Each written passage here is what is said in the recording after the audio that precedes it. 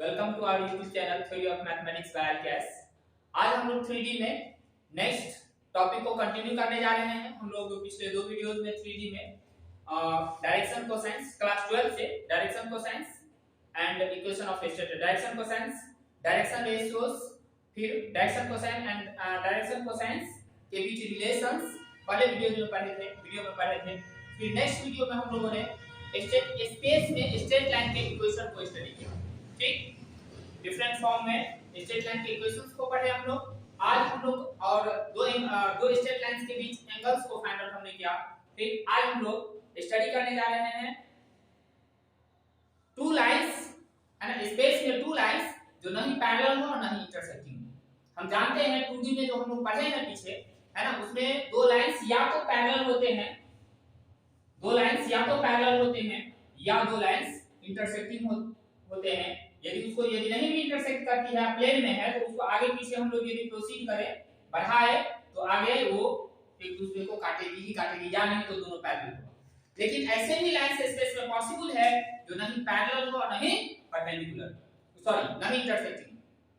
ठीक, ऐसे लाइंस जो नहीं पैरेलल होते हैं और नहीं इंटरसेक्टिंग होते हैं, ऐसे लाइंस को हम लोग इक्विवेलेंस कहते हैं। ये स्पेस में ही पॉसिबल है, किसी प्लेन में पॉसिबल नहीं है। ठीक, आप इस चीज को समझ सकते हैं। एक हम लोग क्यूबॉइड लेकर चलते हैं और इस चीज में देखेंगे हम लोग, इसमें दो लाइंस को इंडिकेट करेंगे जो नहीं आपस में पैरेलल होगा और नहीं इंटरसेक्टिंग होगा। देखिए, एक हम लोग ये लाइन लेकर चलते हैं, क्यूबॉइड का ये किनारा, ठीक, और दूसरा ये किनारा लेकर चलते हैं। ये एक दूसरे को कहीं नहीं काटेगा, इंटरसेक्ट करेगा। क्या इस चीज को आप ऐसे समझ सकते हैं, ये भी क्यूबॉइड के फॉर्म का है ना। हम लोग ये किनारा लिए एंड सेकंड है हमारा, ये इस फॉर्म में है, ये किनारा ऐसे और ये किनारा ये नीचे वाला, ये ठीक, ये सीधा ऊपर जाएगा और नीचे जाएगा, और ये जो है ऐसे आगे की ओर और पीछे की ओर बढ़ेगा। ठीक, ये एक दूसरे को कभी इंटरसेक्ट, क्योंकि स्पेस में ये किसी एक प्लेन में है ही नहीं।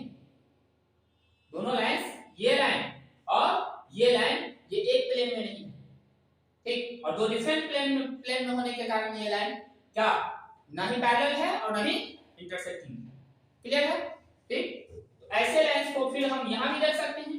ये लाइन ले लीजिए, ये लाइन और फिर ये लाइन ले लीजिए, ये भी एक दूसरे को, यहां 2D क्योंकि प्लेन है, ये बोर्ड 2D प्लेन है, तो इसमें थोड़ा है ना लग रहा है हमें कि ये काट देगा आगे, लेकिन एक्चुअली में ऐसा नहीं होता। ठीक, ये आपको ये लाइन और ये किनारा एक दूसरे को कहीं काटेगा नहीं, ये स्पेस के दो पॉइंट्स, दो लाइंस है।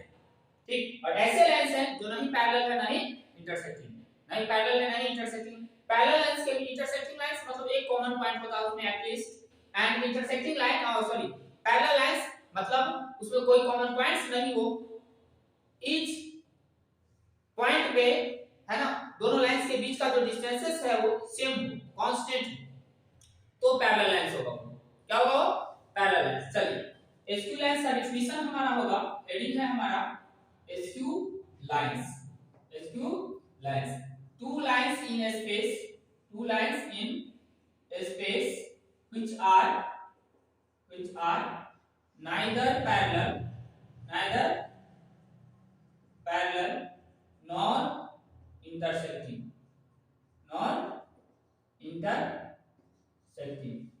are called skew lines। skew lines दो लाइंस के स्पेस में जो नहीं पैरेलल हो और नहीं इंटरसेक्टिंग हो, क्या कहलाते हैं? skew lines कहलाते हैं।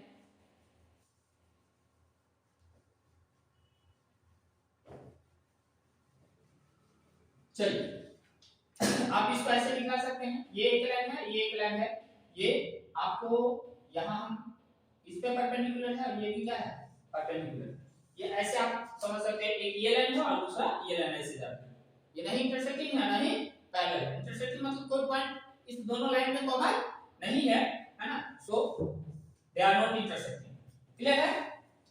ये हमारा L1, ये हमारा L2, ये P और ये Q। ठीक, ये इंटरसेक्टिंग लाइंस है, सॉरी एस्क्यू लाइंस है। अब हमारा हेडिंग होगा डिस्टेंस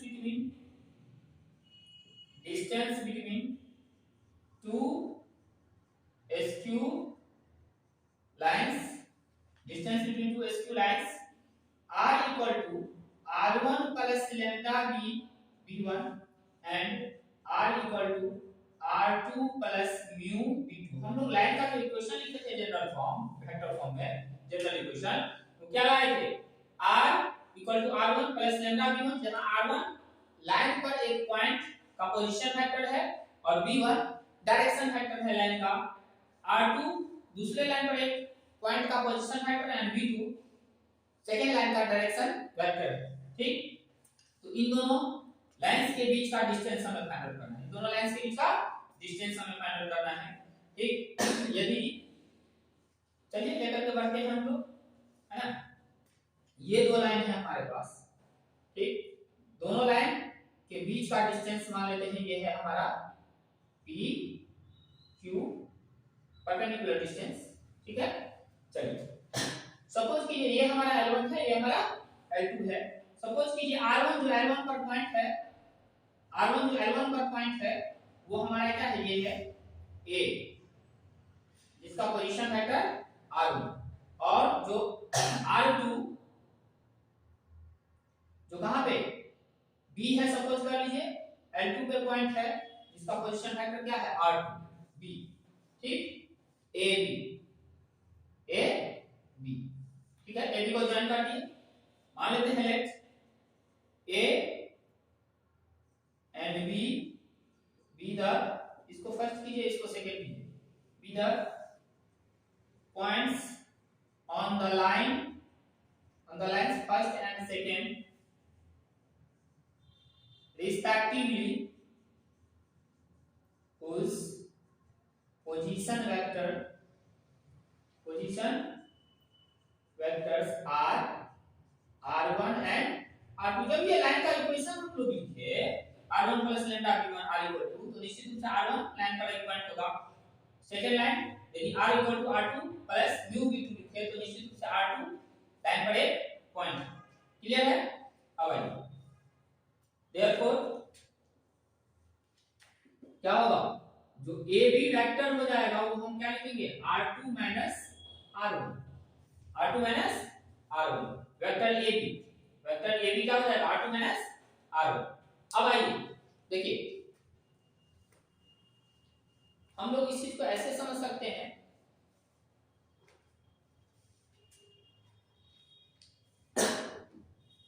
ये हमारा एक लाइन है L1, दूसरा लाइन हमारा ये है, ये इस तरह से, ठीक, L2 ऐसे जा रहा है ऐसे, ठीक। इसके शॉर्टेस्ट डिस्टेंस जो होंगे ये, आप इस चीज को ऐसे देखें, ये शॉर्टेस्ट डिस्टेंस होगा, ठीक, जहां एक दूसरे को यदि इसको हम नीचे करें और जहां एक दूसरे को काटेगा, इंटरसेक्ट करेगा, नीचे करने पर एक्चुअली में नीचे कर नहीं सकते हैं, ठीक, तो उसके सामने जो होगा वो क्या होगा, शॉर्टेस्ट डिस्टेंस होगा, ये अंदर की ओर भी जा रहा है। यहां हमारा A है और उधर अंदर कहीं क्या है, मान लीजिए ये इस तरह से है, ये लाइन इस तरह से है, इस तरह से, दोनों मार्कर क्या है लेंस है, दोनों मार्कर क्या है लेंस। तो शॉर्टेस्ट डिस्टेंस ये है, ये शॉर्टेस्ट डिस्टेंस, ये मार्कर का लिखना, ठीक। यहां है हमारा A और यहां है हमारा B, ये AB वेक्टर है। AB वेक्टर का इस PQ जो हमारा शॉर्टेस्ट डिस्टेंस है उसके अलॉन्ग जो प्रोजेक्शन होगा वो ये कंपोनेंट नहीं, ठीक, ये, ठीक। यदि इसके अलॉन्ग हम AB का क्या निकाले, प्रोजेक्शन निकाले, और जो प्रोजेक्शन होगा वही हमारा क्या होगा, दोनों के बीच का शॉर्टेस्ट डिस्टेंस, दोनों के बीच का शॉर्टेस्ट डिस्टेंस, मतलब AB ऐसे है, उसका प्रोजेक्शन किसके अलॉन्ग, इस PQ के अलॉन्ग, ठीक। हम लोग लिखेंगे क्लियरली, सबसे पहले PQ be the shortest distance between the lines, ठीक, shortest distance between the lines, PQ be the shortest distance between the lines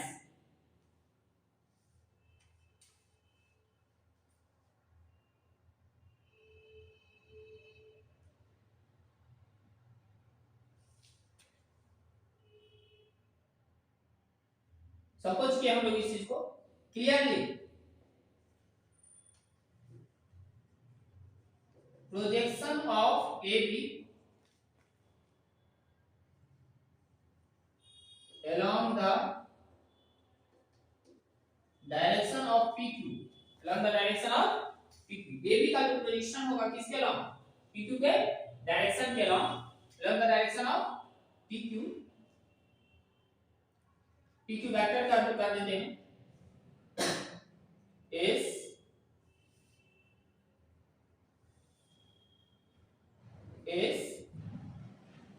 the shortest required shortest distance, is the required shortest distance, shortest required shortest distance होगा AB का projection of vector AB along the direction of PQ, required shortest distance that is AB। यदि हम लोग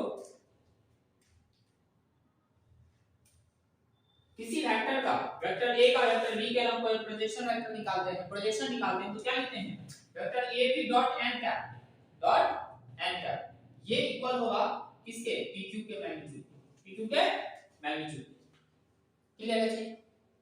AB dot n cap PQ के magnitude के equal होगा, इसका भी मैग्नीट्यूड ले लीजिए, डॉट ले रहे हैं क्योंकि हमें मैग्नीट्यूड चाहिए, इसका भी क्या ले लीजिए, मैग्नीट्यूड ले लीजिए। अब आइए, अब हमारा पर्पस है n कैप निकालना, क्या निकालना, n कैप निकालना। हम लोग डायरेक्ट अप्लाई कर दिए, किसी एक वेक्टर का किसी दूसरे वेक्टर पर प्रोजेक्शन, a का b पर प्रोजेक्शन a डॉट b क्या, a डॉट b क्या, मैग्नीट्यूड लेकर के चलते हैं हम लोग। चलिए a b वेक्टर हमारे पास मौजूद है r2 minus r1 dot n क्या, n क्या इक्वल में क्या, pq जो हमें d चाहिए, मतलब d, यदि हम इसको d लेकर के चलते हैं तो क्या आ रहा है, r2 minus r1 dot n क्या का मैग्नीट्यूड, मॉड्यूलस ले लेना, डॉट प्रोडक्ट वैसे भी स्केलर क्वांटिटी है। अब हमारा पर्पस है n कैप निकालना, n कैप क्या है, pq का डायरेक्शन में यूनिट वेक्टर है, pq का डायरेक्शन में यूनिट वेक्टर है। चलिए तो pq के डायरेक्शन में यूनिट वेक्टर हमें निकालना है, pq के डायरेक्शन में चूंकि डॉट करके मॉडुलस लेना है तो pq के डायरेक्शन में लिखो या qp के डायरेक्शन में लिखो, कोई फर्क नहीं पड़ता, ठीक। Also unit vector along PQ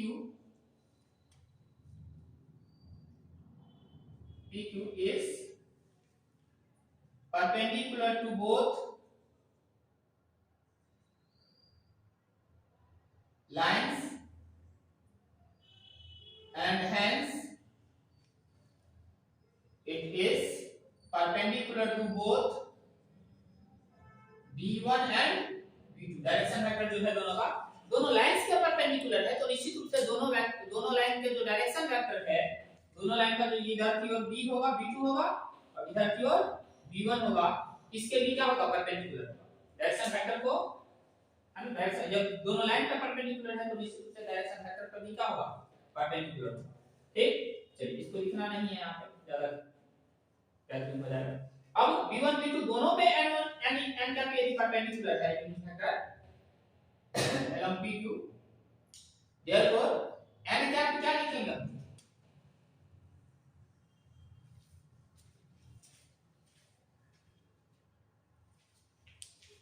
चलिए क्लियर हो रही है, n कैप क्या लिखेंगे हम, n कैप हम लोग लिखेंगे यहाँ पे b1 cross b2 bye b1 cross b2 का मैग्नीट्यूड, b1 क्रॉस b2 का, किसी दो वेक्टर के परपेंडिकुलर डायरेक्शन में यूनिट वेक्टर लिखना है तो पहले तो दोनों वेक्टर के परपेंडिकुलर डायरेक्शन में एक वेक्टर क्या होगा, दोनों का क्रॉस प्रोडक्ट, दो वेक्टर का क्रॉस प्रोडक्ट हमेशा दोनों वेक्टर पर क्या होता है, परपेंडिकुलर होता है।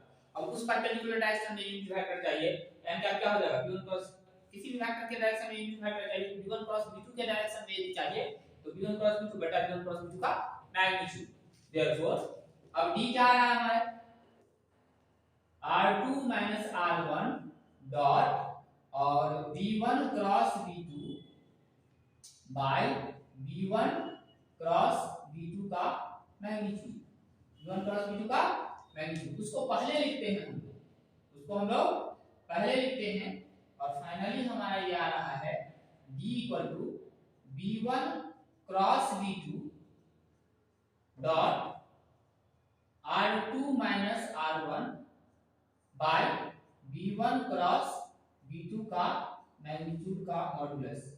ये आ गया shortest distance between two skew lines.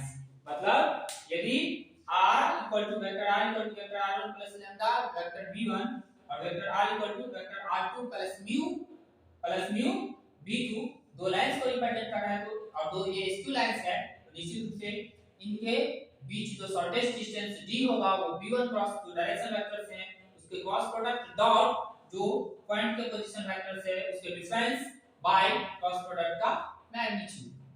Clear है चीजें? चलिए ये हुआ वेक्टर फॉर्म, ये है वेक्टर फॉर्म में जब दिया रहेगा उसके लिए वेक्टर फॉर्म में डिस्टेंस का तो दो स्क्यू लाइंस के बीच के डिस्टेंस का फार्मूला। अब हम लोग फाइंड आउट करते हैं इसी के कार्टेशियन फॉर्म को लिख लेते हैं, डायरेक्ट लिखेंगे इसको, उतार लेंगे सभी स्टूडेंट्स। चलिए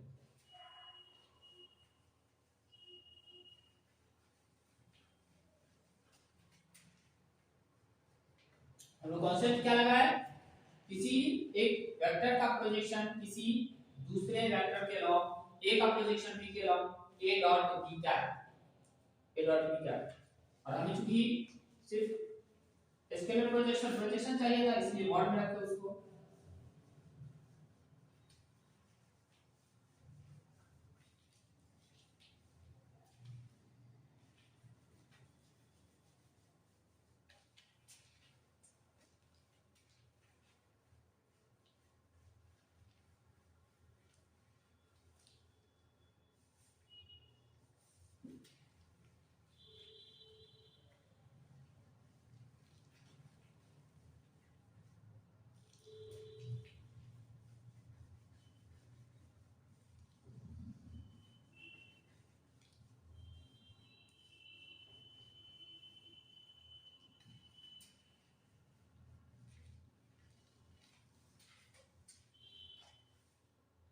If the equation of lines are x minus x1 by a1 equal y minus y1 by b1 equal z minus z1 by c1 and x minus x2 by a2, y minus y2 by b2 and z minus z2 by c2, then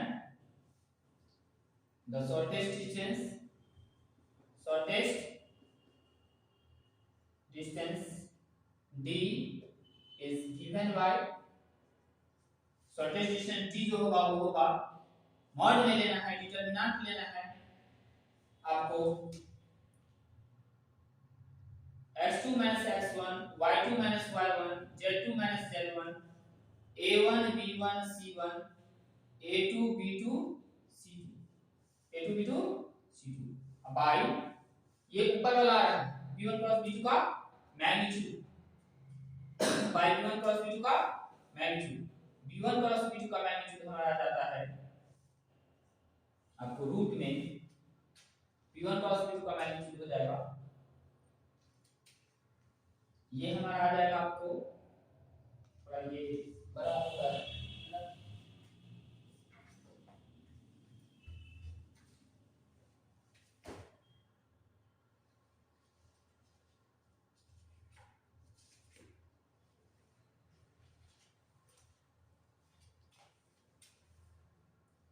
ये हो जाता है b1 c2 minus b2 c1 का square plus a1 c2 minus a2 c1 का square plus a1 b2 minus a2 b1 का square का modulus. ठीक है, ये हो जाता है किस फॉर्म में, कार्टेशियन फॉर्म। किस फॉर्म में, कार्टेशियन फॉर्म, डिस्टेंस का फॉर्म। मतलब जो हमारे पॉइंट्स है x1 y1 z1 पहले लाइन पर x2 y2 z2 पहले लाइन पर कोऑर्डिनेट्स के डिफरेंस और डिटरमिनेंट में लेना है पहला रो, सेकंड रो लेना है, पहले लाइन का डायरेक्शन रेशियो a1 c1 है ना, और थर्ड रो में लेना है सेकंड लाइन का डायरेक्शन रेशियो a2 c2, और डिनोमिनेटर में लेना है आप इसको 1 1 1 कर दीजिए और जो डिटरमिनेंट आता है कॉरस्पॉन्डिंग जो कोफैक्टर्स आते हैं इसके स्क्वायर का सम है। ठीक, चलिए यहाँ पे इसको पलट के भी रख सकते हैं हम लोग, है ना, स्क्वायर में है तो इसको यही रखा है, इसको लिया है c1a2 और माइनस c2a1 का स्क्वायर। क्लियर है? चलिए हम लोग इस पर एक एग्जांपल लेकर के करते हैं, हम लोग एक एग्जांपल लेकर के करते हैं, दो लाइंस दे दें लेकर करते हैं जिसके बीच का हमें डिस्टेंस निकालना है, शॉर्टेस्ट डिस्टेंस निकालना है।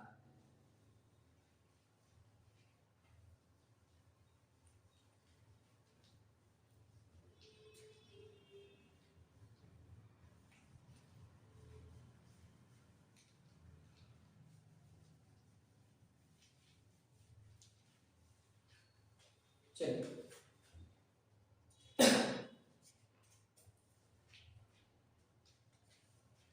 क्वेश्चन है find the shortest distance between the lines r equal to I plus 2j plus k, I plus 2j plus k plus lambda k क्या, lambda is I minus j plus k, I cap minus j cap plus k cap, and second line है हमारा 2i minus j minus k, 2i minus j minus k cap plus mu into 2i plus j plus 2k, 2i plus j plus 2k, ये हमारा second line का equation है।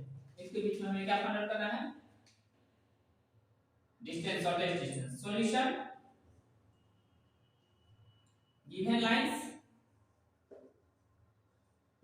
Lines are, ये r equal to है i plus 2j plus k plus lambda और i minus j plus k, and second है r equal to 2i minus j minus k plus mu और 2i plus j plus 2k, है ना, i plus 2j plus k, है ना, i minus j plus k, 2i minus j minus k, 2i plus j का plus 2k का। Therefore यहाँ पे हम लोगों के पास r1 आ रहा है i plus 2j plus k and v1 आ रहा है i minus j plus k का, r2 आ रहा है क्या चीज 2i minus j minus k क्या, और v2 है हमारे पास 2i plus j plus 2k का। देयरफॉर सबसे पहला काम हमारा r2 माइनस r1 इवैल्यूएट करना होगा, 2 माइनस 1 i क्या प्लस माइनस 1 माइनस 2 j क्या, ठीक, r2 minus r1 corresponding components को सब्ट्रैक्ट करते जाना है, प्लस माइनस 1 k क्या, ठीक, जो कि आ रहा है i क्या माइनस 3j क्या माइनस 2 k क्या, एंड v1 क्रॉस v2 पहले इवैल्यूएट कर लीजिए, i j k 1 माइनस 1 1 1 1 2, ये हो जाएगा, डायरेक्ट डिटरमिनेंट सॉल्व करते हैं इसका, माइनस 2 माइनस 1 i और माइनस 2 माइनस 1 2 माइनस 1 j का और प्लस 1 प्लस 1 k का। चलिए क्या आ जाएगा, minus 3i minus j plus 2k, minus 3i minus j plus 2k का, ये आया v1 cross v2, v1 cross v2, therefore v1 cross v2 का मैग्नीट्यूड कितना हो जाएगा, फार्मूला क्या है v1 cross v2 dot r2 minus r1 बटा v1 क्रॉस v2 का मैग्नीट्यूड, शॉर्टेस्ट डिस्टेंस, तो ये हो जाएगा हमारा -3 का स्क्वायर प्लस -1 का स्क्वायर प्लस 2 का स्क्वायर, जो कि रूट में 14 आ रहा है, ठीक, and therefore shortest distance d equal to v1 cross v2 dot r2 minus r1 by v1 cross v2 का मैग्नीट्यूड, जो कि v1 cross v2 -3i - j + 2k dot r2 - r1 I - 3j - 2k I - 3j - 2k का bye √14 का modulus multiply कीजिए -3 × 1 plus -1 × -3 plus 2 × -2 bye √14, ये आ रहा है -3 + 3 -4 bye √14, मतलब ये हमारा आ गया -4 बाय √14, जो कि कितना आएगा 4 bye √14 shortest distance between the two SQ lines, 4 by √14 shortest distance between the two SQ lines.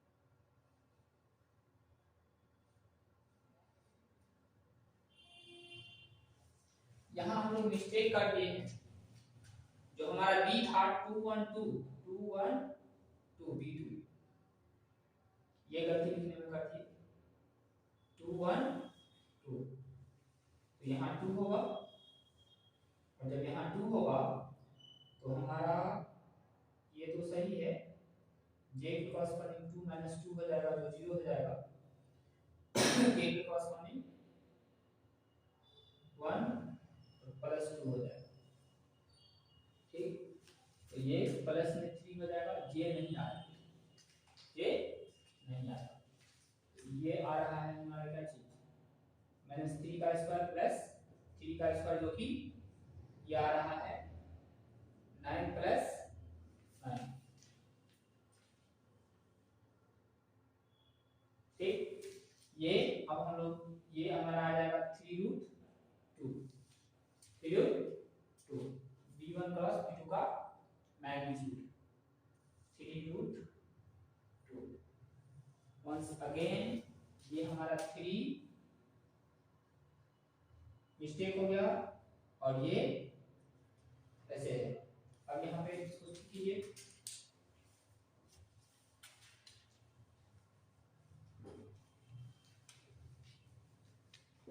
चलिए -3 को 1 से मल्टीप्लाई करेंगे, -3 × 1, और 3 को -2 से, +3 × -2, ये वाला टर्म है नहीं, और 3√2, ये आ रहा है हमारा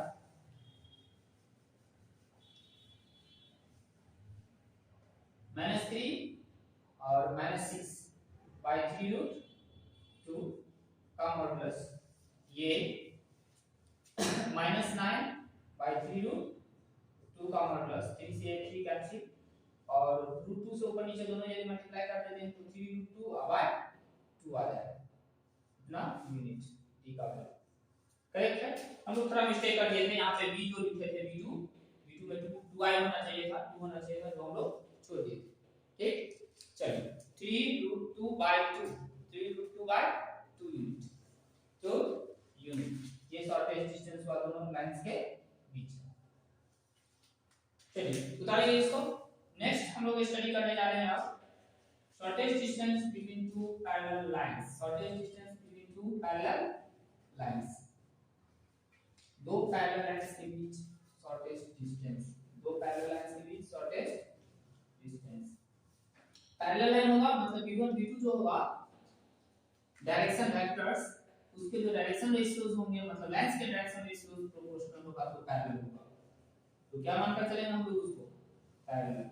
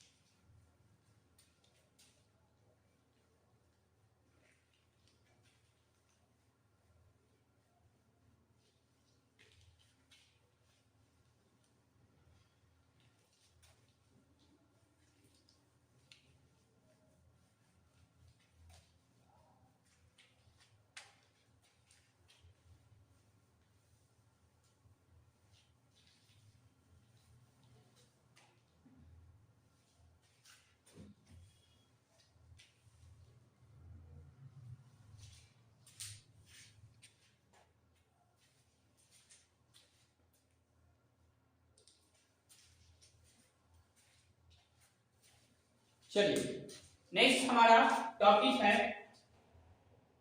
distance between two parallel lines. Distance between to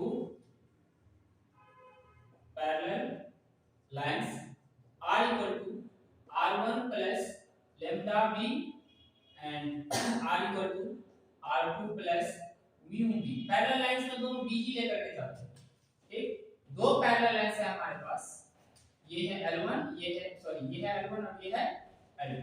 suppose कर लीजिए फिर से वही बात, यहाँ A है जिसका पोजीशन वेक्टर r1 है, यहाँ B है जिसका पोजीशन वेक्टर क्या है r2।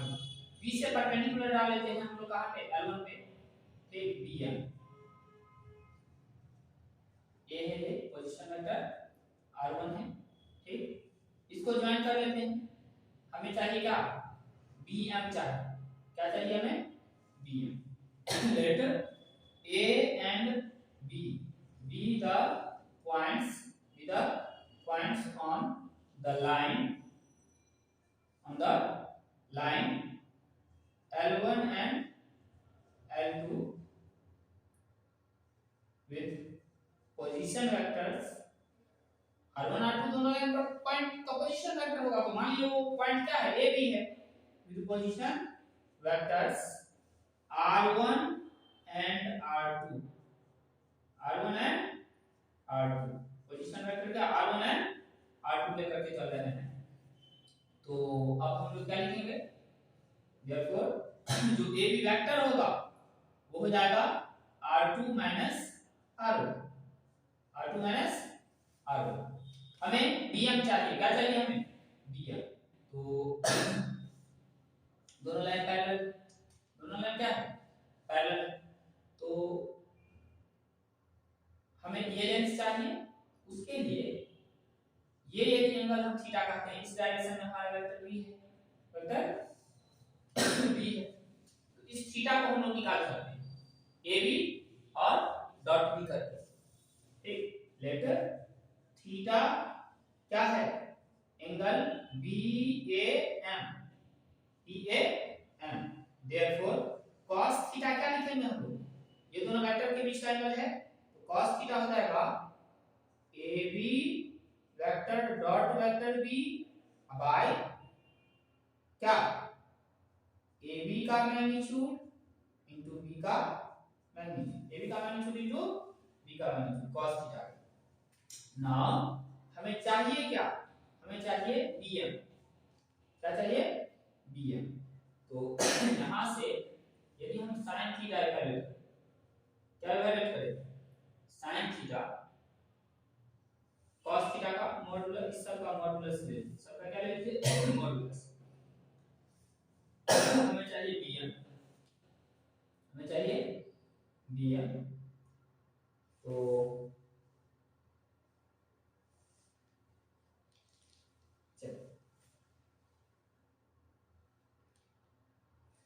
sin थीटा लेकर के ज्यादा बेहतर होगा sin थीटा।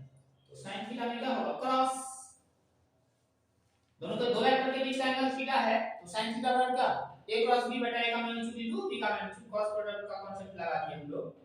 तो अब हम लोग क्या लिखेंगे इसको,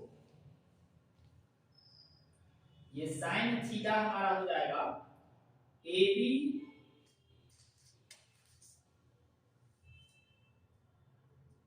या आप इसको ऐसे चलिए लिखते हैं, इसको आगे बढ़ाते हैं, इसी को पहले आगे बढ़ाइए।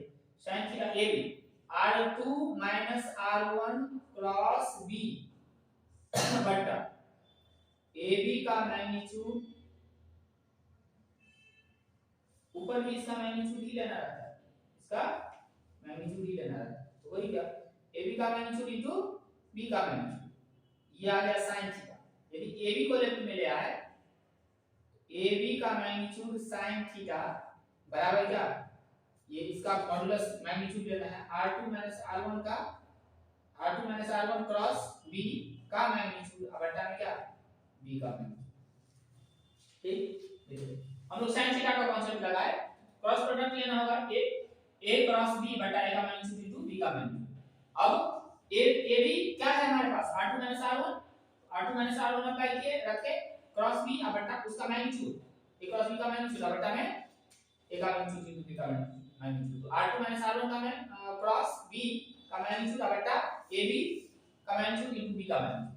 चलिए ab को लेफ्ट में लाए, अब देखो ab sin थीटा क्या होगा, यदि इसमें हम sin थीटा की बात करें तो परपेंडिकुलर बाय क्या होगा, हाइपोटेनस, परपेंडिकुलर बाय हाइपोटेनस। यहां पे यदि हम डिस्कस करें sin थीटा तो bm बटा क्या ab लेफ्ट में लाएंगे तो ab sin थीटा क्या हो जाएगा bm, तो हम लोग लिख सकते हैं इसको क्या चीज bm, जो शॉर्टेस्ट डिस्टेंस है हमारा r2 r1 क्रॉस b का मैग्नीट्यूड बटा b का मैग्नीट्यूड, a क्रॉस b का मैग्नीट्यूड और b क्रॉस a का मैग्नीट्यूड इक्वल होता है, मैग्नीट्यूड इक्वल होता है क्रॉस वाले। ठीक, तो ये हमारा क्या हो जाएगा, इसको लिख सकते हैं b cross r2 r1 by b का magnitude, b cross r2 r1 का मैग्नीट्यूड बाय b का मैग्नीट्यूड d इक्वल, ये हमारा शॉर्टेस्ट डिस्टेंस आ गया दो पैरेलल लाइंस के बीच। ठीक, सवाल है इस पर, आप खुद से बनाने का प्रयास करेंगे। नेक्स्ट हम लोग टॉपिक लेकर के चल रहे हैं प्लेन, नेक्स्ट एक्सरसाइज का। ठीक, चलिए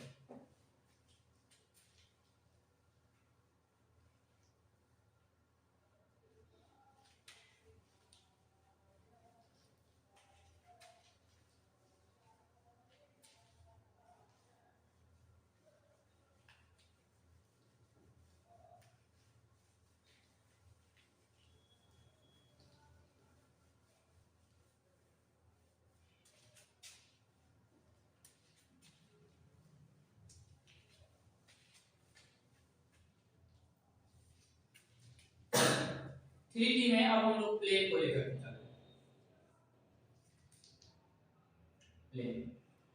ठीक, चलिए प्लेन को डिफाइन कैसे करते हैं, प्लेन वो सरफेस होता है जिसमें किसी भी टू पॉइंट्स को यदि ज्वाइन करते हैं एक स्ट्रेट लाइन से, तो उस स्ट्रेट लाइन का एवरी पॉइंट उस पर लाई करे कंप्लीटली। ठीक, उसे हम लोग प्लेन कहते हैं, a surface on which the line joining any two points completely lies in the plane, किसी भी टू पॉइंट्स को ज्वाइन करने वाले लाइन कंप्लीटली प्लेन में ही हो, लाइन का कोई पॉइंट प्लेन से बाहर, line in the surface is called plane। क्या कहलाता है, प्लेन। अब प्लेन को हम इस चीज पर नहीं लिखते हैं, आप समझ लीजिए। प्लेन को यूनिकली डिटरमाइन कर सकते हैं जब हमें दिया हो कि स्पेस में, है ना, जो x axis y axis z axis है, x axis y axis z axis है, ओरिजिन होगा, ओरिजिन से कितना डिस्टेंस पर है, डिस्टेंस हम लोगों को दिया है, और प्लेन के परपेंडिकुलर डायरेक्शन में यूनिट वेक्टर दिया, प्लेन के परपेंडिकुलर डायरेक्शन में एन क्या मालूम हो, मतलब डायरेक्शन फिक्स हो, और कितना डिस्टेंस पर है प्लेन सो मालूम, ठीक। तब प्लेन क्या होगा, यूनिट होगा, क्या होगा, प्लेन। सपोज कर लीजिए जो जैसे कि हमारे ये मान लीजिए ये एक्स एक्सिस, ये वाई एक्सिस और ये जेड एक्सिस है। यहाँ एक ऐसा प्लेन जो जिसका डायरेक्शन ये होगा, यूनिट वेक्टर क्या होता था, ओनली डायरेक्शन को इंडिकेट करता है, जिसका डायरेक्शन ये होगा। अब ये होगा तो इस डायरेक्शन में प्लेन होगा, जो भी प्लेन होगा आपस में पैरेलल होगा, ठीक। और कोई एक फिक्स प्लेन जो होगा वो ओरिजिन से एक फिक्स डिस्टेंस पर, ओरिजिन से फिक्स डिस्टेंस पर, ठीक। डायरेक्शन फिक्स हो गया उसका, उसके नॉर्मल का परपेंडिकुलर, प्लेन के जो परपेंडिकुलर होता है उसे हम नॉर्मल बोलते हैं, क्या बोलते हैं, नॉर्मल, ठीक। तो नॉर्मल का डायरेक्शन हो गया और प्लेन ओरिजिन से कितना डिस्टेंस पर है इसको मालूम चल गया, ठीक। तब हम प्लेन को यूनिकली डिटरमाइन कर सकते हैं, पहला। दूसरा, जब हमें एक प्लेन किस पॉइंट से पास कर रहा है ये दिया गया हो, एक फिक्स पॉइंट से पास कर रहा है प्लेन P और प्लेन पर नॉर्मल दिया, प्लेन पर नॉर्मल दिया। और तीसरा, हम यूनिकली डिटरमाइन कर सकते हैं तब प्लेन को जब 3 नॉन कोलिनियर पॉइंट से वो कंटेन कर रहा हो, प्लेन 3 नॉन कोलिनियर पॉइंट्स को क्या कर रहा हो, कंटेन कर रहा हो। इस 3 तरीके से प्लेन को यूनिकली डिटरमाइन किया जा सकता है।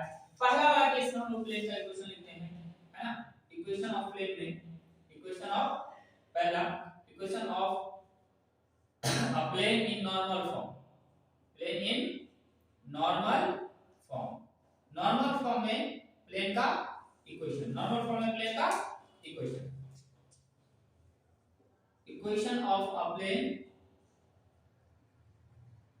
which is at a distance d, which is at a distance d from origin and n cap is unit vector perpendicular to the plane, perpendicular to the plane, ठीक। n cap plane पर क्या है, unit vector perpendicular direction में है और d हमारा क्या है, डिस्टेंस है, d हमारा क्या है, डिस्टेंस है, ठीक। n कैप ये परपेंडिकुलर डायरेक्शन में है, ये भी तो ऊपर की ओर है।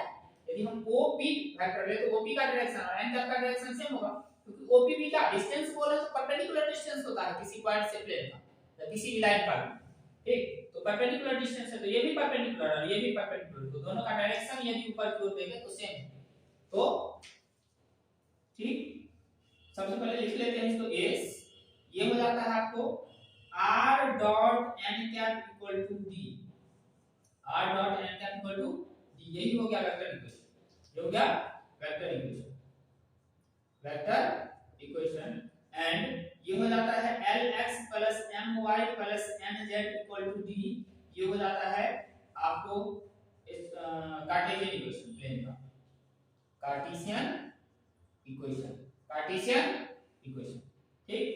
Equation of a plane which is at a distance d from origin and n cap is the unit vector perpendicular to the plane is r dot n cap, r को general point का position vector है, d equal to d, vector equation हो गया। और l x n cap दिया है मतलब direction cosines हमें मालूम होगा, उसके कंपोनेंट डायरेक्शन कोसाइंस होंगे, ठीक। lx plus my plus nz equal to d हो जाएगा, direction cosines l m n किसका, नॉर्मल का, इसका प्लेन के नॉर्मल का डायरेक्शन कोसाइंस, तो प्लेन का नॉर्मल का डायरेक्शन कोसाइंस को और प्लेन का ओरिजिन से डिस्टेंस को तो हम लोग इजीली मतलब यूनिट वेक्टर हो प्लेन के नॉर्मल डायरेक्शन में और हमें ओरिजिन से डिस्टेंस को तो इसका इक्वेशन हम लोग प्लेन का लिख सकते हैं, ये होगा। प्रूफ देखिए, प्रूफ ये फोटो वर्क फिगर वर्क करेगा हमारा, ठीक। इसी फिगर से हम लोग प्रूफ करने जा रहे हैं।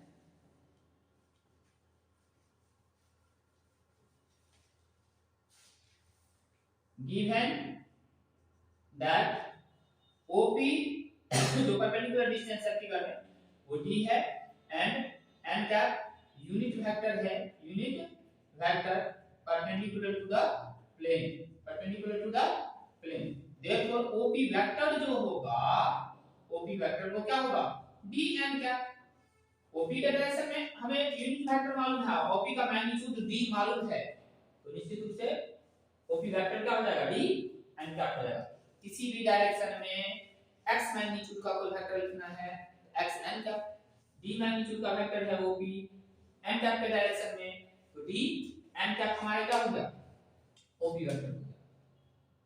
सपोज कर लीजिए q कोई पॉइंट है जिसका पोजीशन वेक्टर r है, पोजीशन वेक्टर क्या है r है प्लेन पर, late q be any point on the plane, point on the plane whose with position vector r, with position vector r, position vector क्या है r।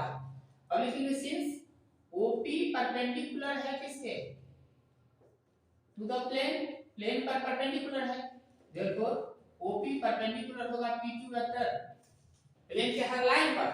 यदि ये perpendicular है प्लेन पर, तो प्लेन के हर लाइन पर ये वेक्टर जो है हर लाइन पर, मतलब इस लाइन पे क्या होगा परपेंडिकुलर वेक्टर है किसका दीजिए आप, नहीं हर लाइन पर क्या होगा परपेंडिकुलर। अब आइए अब हम लोग क्या लिखेंगे, therefore OP डॉट PQ 0 होगा। OP हमारा है D n cap dot PQ हमारा हो जाएगा Q का पोजीशन वेक्टर R माइनस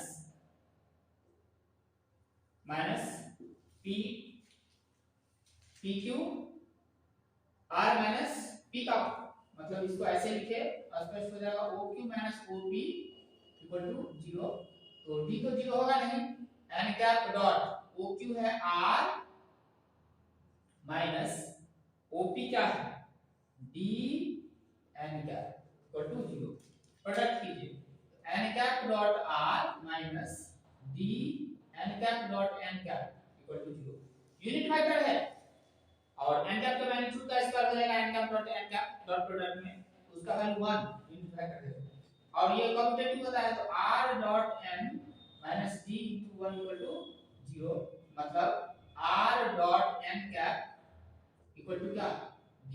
ये हमारा आ गया क्या चीज फार्मूला जो प्रूव करने जा रहे थे वो आ गया। And therefore